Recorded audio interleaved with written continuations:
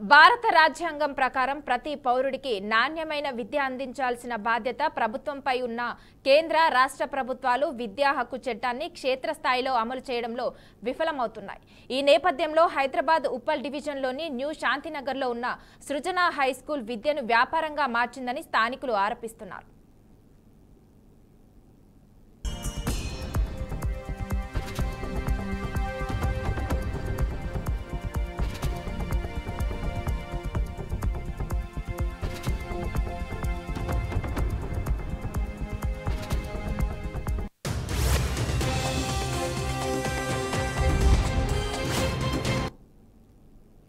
తల్లిదండ్రుల వద్ద పుస్తకాలు, యూనిఫామ్, షూస్, బెల్టులు తదితర ఖర్చుల పేర్లతో 10,000 నుండి 20,000 వరకు వసూలు చేస్తూ స్కూల్ యాజమాన్యం నిలువు దోపిడీకి పాల్పడుతుందని చెబుతున్నారు. మార్మూల గ్రామాల నుండి పిల్లల భవిష్యత్తు కోసమే తల్లిదండ్రులు పట్టణాల్లో ప్రైవేటు పాఠశాలలపై ఆశ పెట్టుకుంటున్నారు. కానీ వారి స్కూల్లోనే చదవాలి, వారు చెప్పినట్టే చెల్లించాలనే విధంగా యాజమాన్య వైఖరి ఉన్నట్లు బాధితులు ఆరోపిస్తున్నారు. విద్యార్థుల తల్లిదండ్రుల నుంచి లక్షల రూపాయల విలువైన పుస్తకాలను కట్టడి లేకుండా అమ్ముతున్న తీరుపై తీవ్ర విమర్శలు వెల్లువెత్తుతున్నాయి.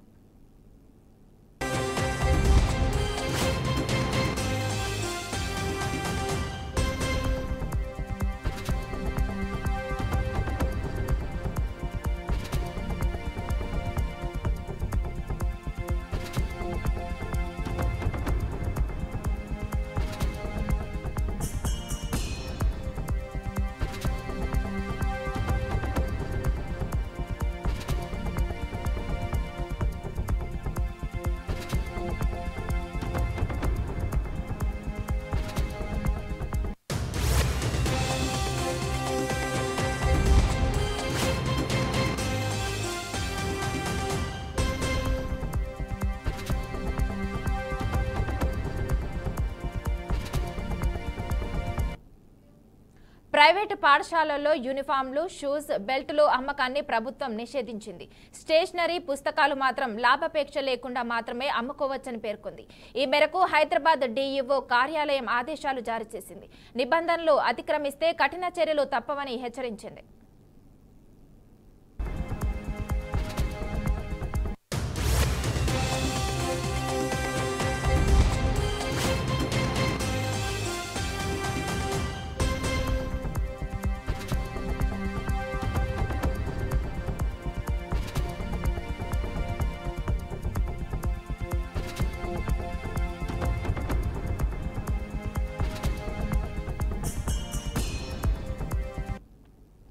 ఈ ఘటనపై స్పందించిన ఉప్పల్ మండల విద్యాధికారి రామారావు మాట్లాడుతూ ప్రభుత్వ అనుమతులు లేకుండా పుస్తకాలు, యూనిఫామ్లు అమ్మిన పాఠశాలలపై కఠిన చర్యలు తీసుకుంటారని, ఎవరైనా నిబంధనలు అతిక్రమిస్తే వాళ్ళు ఎంతటి వారైనా ఉపేక్షించబోరని స్పష్టం చేశారు.